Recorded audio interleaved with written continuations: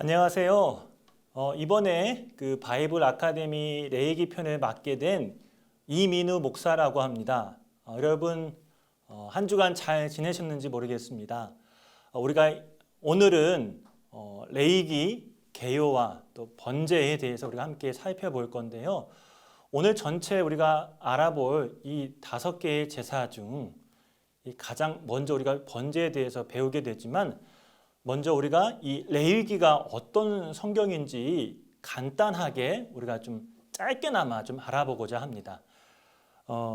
여러분 레위기 많이 들어보셨죠? 예, 성경의 창세기, 출애굽기, 레위기 이 창세기부터 시작하면 세 번째 성경이라고 할 수 있습니다. 지금부터요, 이 3,500년 전부터 3,500년 전에 이 모세가 기록한 이 모세 오경, 오경이라는 건 5개를 말하는데요. 이 모세 오경 중에 세 번째인 성경책이라고 할 수 있습니다. 레위기는 이 시내산에서 일어난 사건, 이 출애굽기 19장부터 민수기 10장까지의 그 내용에 해당되며 그 중심에 해당되는 것이 바로 이 레위기입니다. 출애굽기 19장부터 40장까지는요, 이 언약 체결과 성막 건설에 대해서 기록하고 있고, 오늘 우리가 배울 이 레위기 1장부터 27장까지의 말씀은 제사법과 제사장법에 대해서 말씀하고 있습니다. 민수기 1장부터 10장까지는요, 이스라엘의 진영과 그 배치에 대해서 기록하고 있죠. 1장부터 16장까지는 이 이스라엘의 제사장적 책임에 초점을 맞추고 있습니다. 그래서 제사에 대한 규례나 이 제사장 성결에 대한 규례, 그리고 부정에 대한 규례들이 기록되고 있습니다. 17장부터 27장까지는요, 이스라엘 백성들, 이 백성들이 어떻게 성결할 수 있을 것인지, 거룩한 삶은 무엇인지, 그리고 개인 윤리는 무엇인지, 이웃 사랑은 무엇인지에 대해서 기록하고 있습니다. 여러분, 근데 우리가 이렇게 짧게 이 레위기를 함께 알아봤지만 여러분 어떠세요? 이 레위기 쉬우세요? 어렵죠. 이 레위기는 참 어려운 성경입니다. 이 성경 가운데서도요, 가장 까다롭고 친숙하지 않은 성경을 꼽으라 하면은 바로 이 레위기라고 할 수 있어요. 출애굽기 25장부터 이 성막에 관해서 이야기가 이제 1차적으로 나오는데요. 거기서 우리가 한번 읽으면서 야, 이거 읽을 수 있을까? 이 다음부터 우리가 읽을 수 있을까? 하는 그런 좌절감이 먼저 밀려오고요. 그리고 오늘 레위기에서 그 좌절감이 진짜 이 절망감으로 승화되는 그런 성경 읽기가 시작이 됩니다. 왜 이렇게 레위기가 어려울까요? 레위기를 시작하면은 성경 읽기를 시작하면 나 이번에 성경 읽어야지, 성경 통독해야지 하면서 창세기, 출애굽기를 열심히 읽는데 레위기를 들어가면은 그 성경 읽기가 그만 멈추게 되는 겁니다. 왜 이렇게 어려울까요? 첫 번째는요, 이 레위기는 법으로 되어 있어요. 이 레위기 10장, 이 다른 제사를, 잘못된 제사를 드려서 죽임을 당한 이 나답과 아비후 내용과 그리고 신성 모독을 하다가 죽은 사람의 이야기 24장에 이 2장의 이야기를 빼면 대부분의 이 레위기의 내용은 법으로 되어 있습니다. 여러분, 법 듣기만 해도 한 단어밖에 안 되는데 듣기만 해도 이 머리가 지끈지끈하고 이거 내가 배울 수 있을까? 내가 읽을 수 있을까 하는 그런 도전 의식을 과감하게 잘라버리긴 그런 모습이기도 합니다.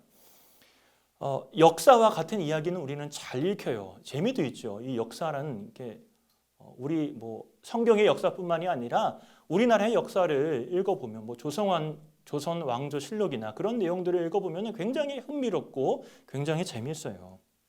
근데 이 레위기는요, 마치 이 산을 오르는 것 같아요. 이 법이라는 이 산을 오르는 것 같아서 읽기가 쉽지가 않습니다. 그러다 보니까요, 이 레위기가 가진 정확한 메시지, 정확한 의미를 발견하지 못하게 됩니다. 두 번째는 우리의 삶과는 굉장히 무관해 보이는 내용들이라고 생각하기 때문이죠. 이 제사를 보다 보면요, 뭐 소, 양, 염소, 비둘기, 야 이게 다 뭐야?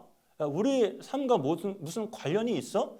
우리가 기도하고 찬양하고 예배 드리는 것과 무슨 상관이 있는 거야?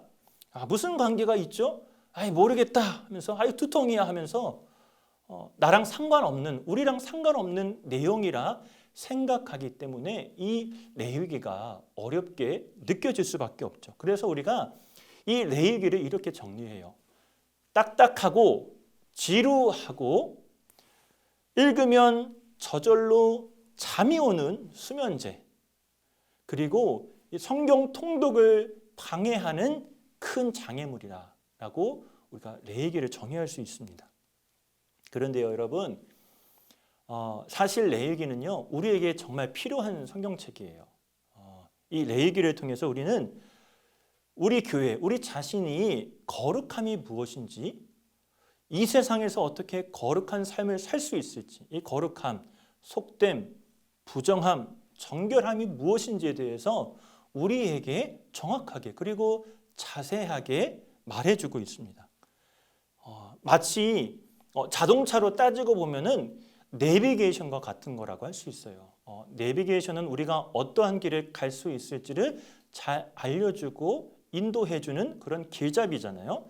마치 이 레위기가 우리가 어떻게 거룩하게 살 수 있는지를 알려주는 내비게이션과 같다라고 할 수 있습니다. 이 레위기는 교회가 거룩하신 하나님께 거룩한 예배를 드려야 함을 가르쳐 줍니다. 그리고 레위기는 교회가 거룩하신 하나님의 공의와 사랑을 우리 모든 삶의 영역에서 실천해야 함을 가르쳐 줍니다. 이 세속화된 교회가 아니라 다시 구별된 거룩한 교회, 그리고 거룩한 우리, 그리고 거룩한 나, 내가 어떻게 될 수 있는지를 알려주는 책이라고 할 수 있어요.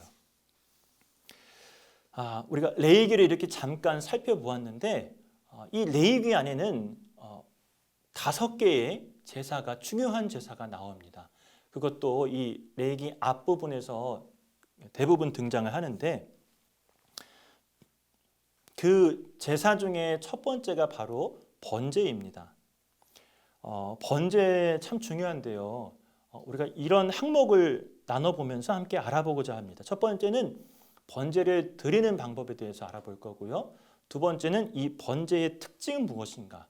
세 번째는 번제의 의미가 무엇인가? 그리고 마지막으로 번제가 이 신약의 시대에서 그리스도와 어떻게 적용이 되고 우리에게 어떻게 적용이 되는지를 함께 알아보고자 합니다.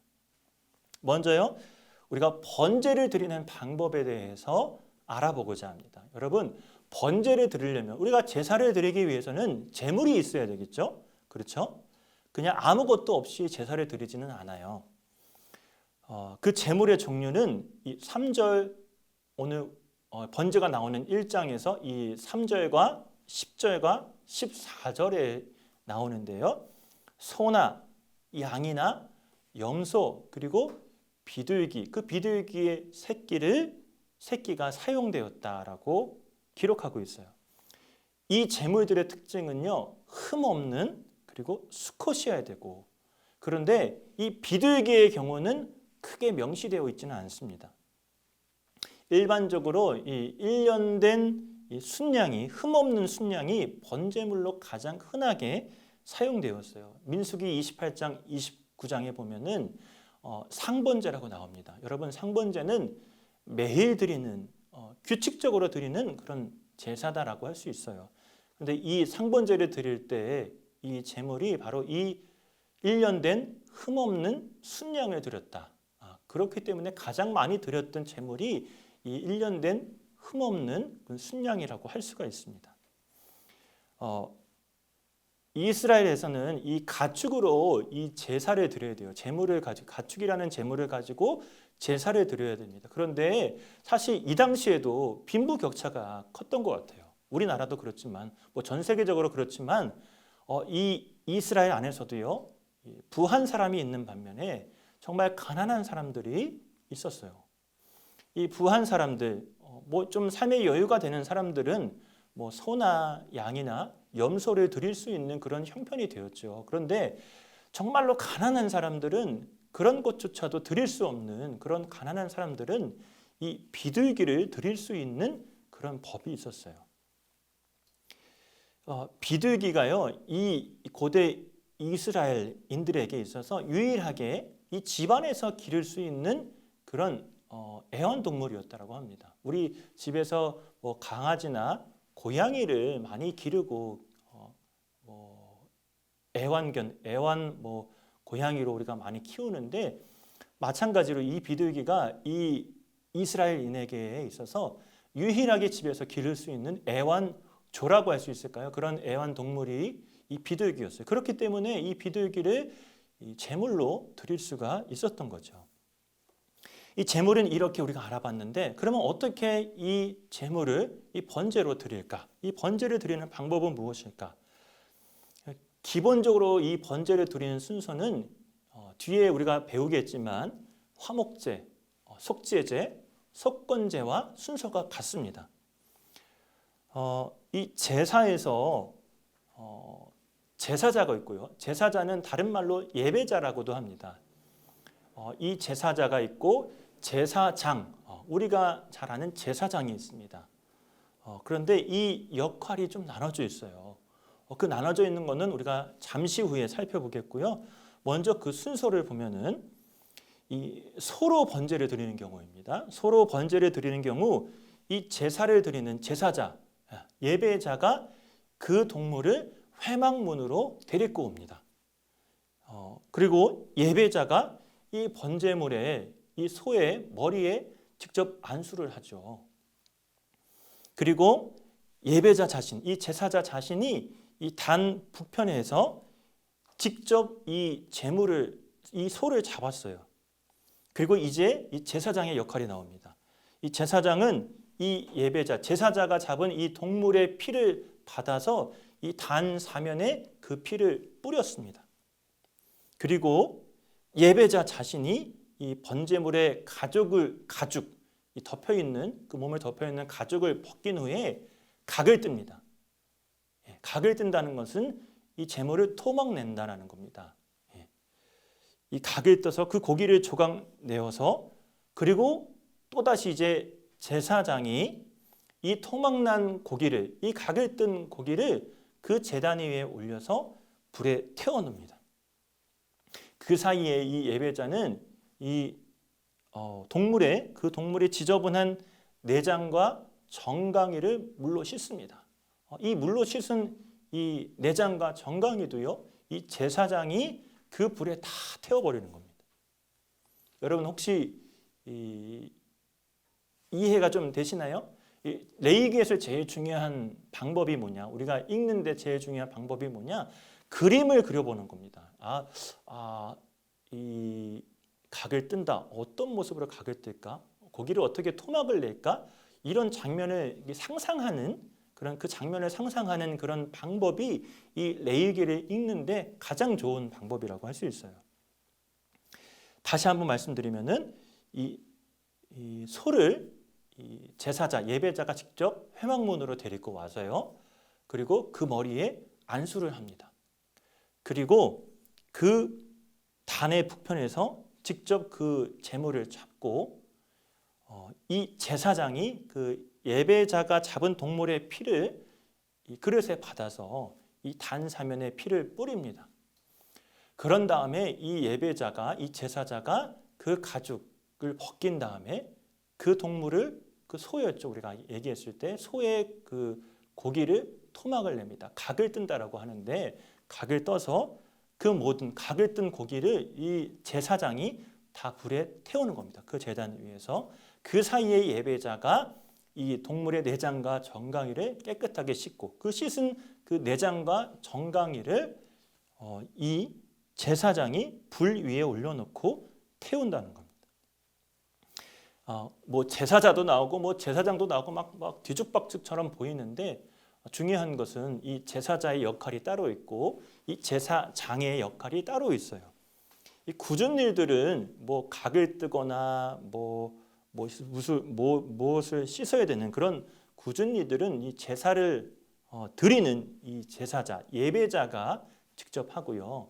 이 제사장은 조금 거룩한 일들, 특별한 의식들, 피를 뿌린다거나 이 불을 태워서 그 제단의 연기가 하늘로 올라가게끔 하는 일들을 이 제사장이 했다라는 겁니다. 그 비교를 제가 해볼게요. 제사자가 하는 일, 제물을 가지고 와서 안수하고 제물을 죽여 각 부분으로 토막을 낸다. 제사장이 하는 일, 제물의 피는 제단에 뿌리고 제물의 고기는 제단에서 태운다. 네. 이렇게 구분해서 우리가 생각을 해보면은, 상상을 해보면은 이 제사에 드리는 모습이 조금 이해가 될 것 같습니다. 이 양이나 우리가 아까 소에 대해서 알아봤지만 이 양이나 이 염소에 대해서도 순서는 똑같아요. 거기 안에서도 제사자가 하는 일, 이 제사장이 하는 일이 구분되어 있습니다. 그런데 이 비둘기에 대해서는 크게 구분이 되어 있지 않아요. 대부분 이 제사장이 그 비둘기를 다 가지고 거의 모든 의식을 거행한다라고 할 수 있습니다. 이와 같이요, 이 가죽을 제외한 이 동물의 모든 것들을 다 태워버리고 이 제단 위에서 타서 연기로 올라가는 제사가 바로 번제였어요. 번제의 히브리어가 무엇인지 아세요? 올라입니다. 올라. 그래서 이 올라는 올라가다라는 동사에서 파생된 단어라고 할 수 있어요. 여러분 외우기 쉽죠? 히브리어로 번제가 무엇이라고요? 올라. 왜냐하면은 그 제물을 태워 연기가 하늘로 올라가니까 올라. 여러분 이거 하나는 기억할 수 있을 것 같죠?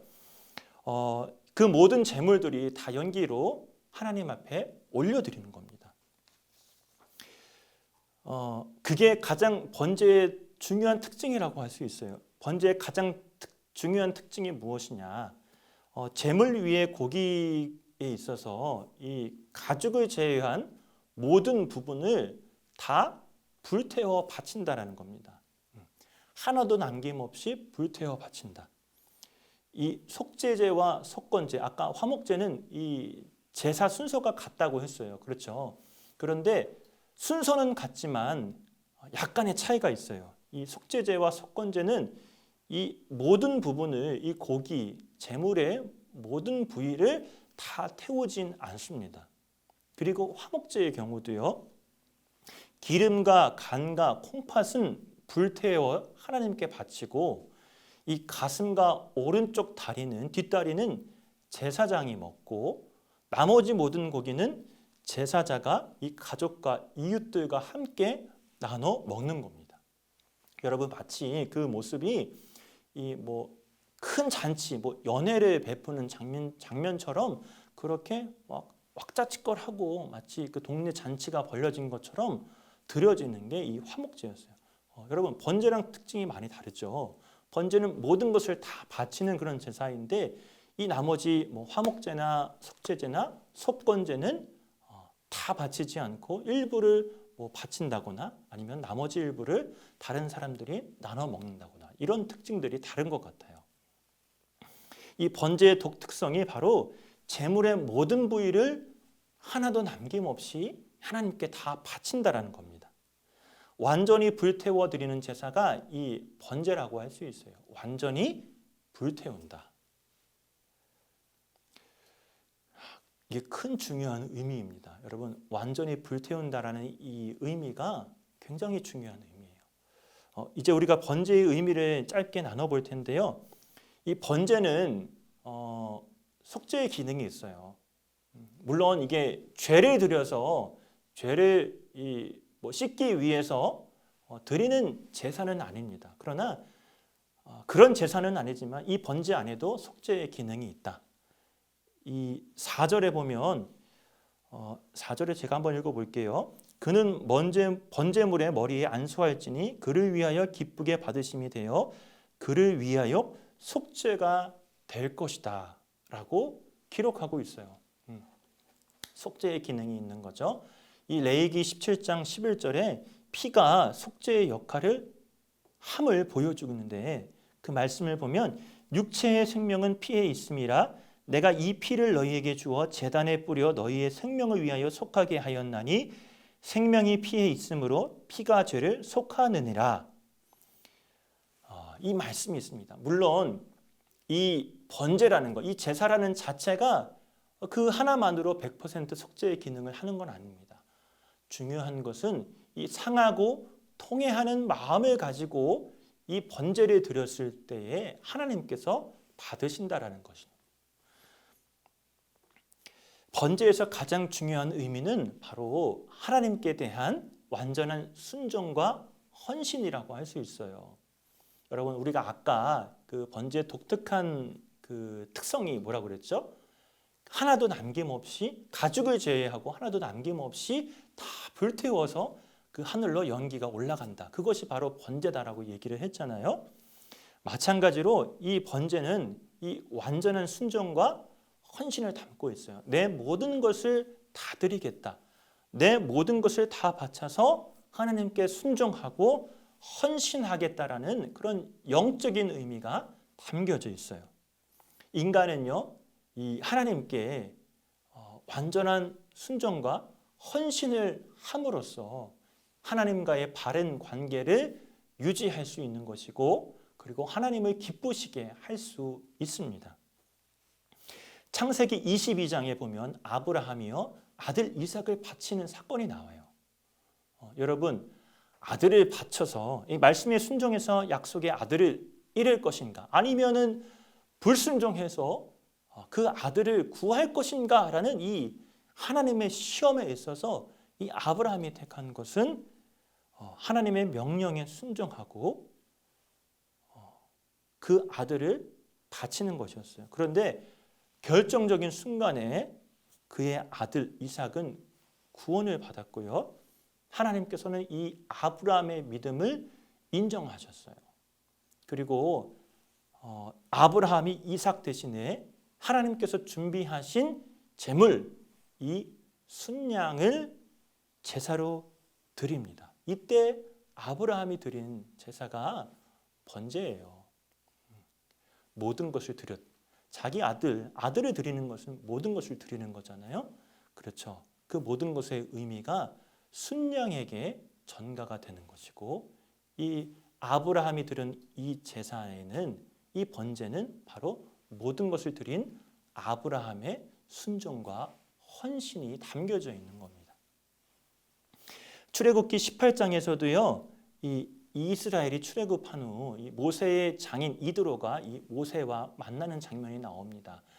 모세를 통해서 어떻게 이스라엘 백성들이 애굽에서 탈출했는지, 어떻게 인도되어 이 탈출하였는지, 하나님께서 어떻게 도우셨는지, 인도하셨는지를 이 모든 일을 전해 들은 이드로가요 하나님을 찬양하고 제사를 드립니다. 여호와를 찬송하리로다. 이제 내가 알았도다. 여호와는 모든 신보다 크시도다 라는 고백에서 보듯이 이드로는 여호와께 순종과 헌신의 표시로 번제를 드렸습니다. 이 첫사람 아담은요 하나님 명령에 완전히 순종하고 완전히 헌신하여 하나님이 원하시는 완전한 의를 이루어야 했습니다. 그런데 어떻게 됐습니까? 이 아담이 성공했나요? 아니죠. 실패했어요. 완전히 실패했어요.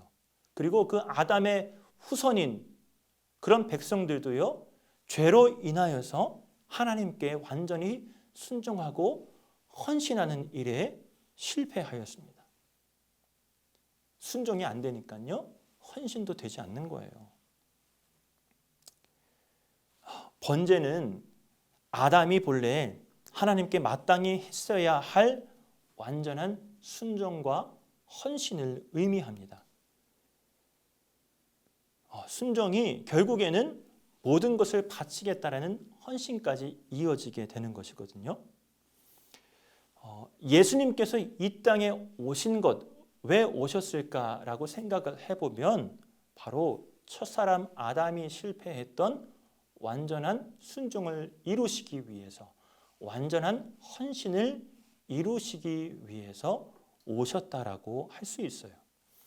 그리스도의 십자가 희생, 그 희생은 모든 것을 드리는 희생이었어요.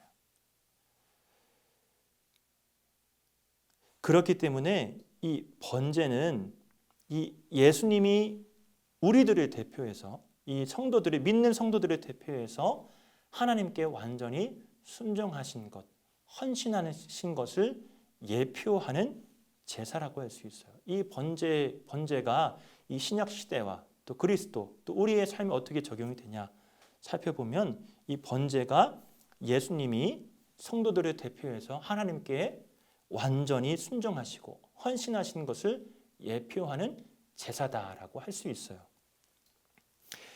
출생부터 죽음까지의 모든 예수님의 생애를 보면 순종하셨고 헌신하셨어요.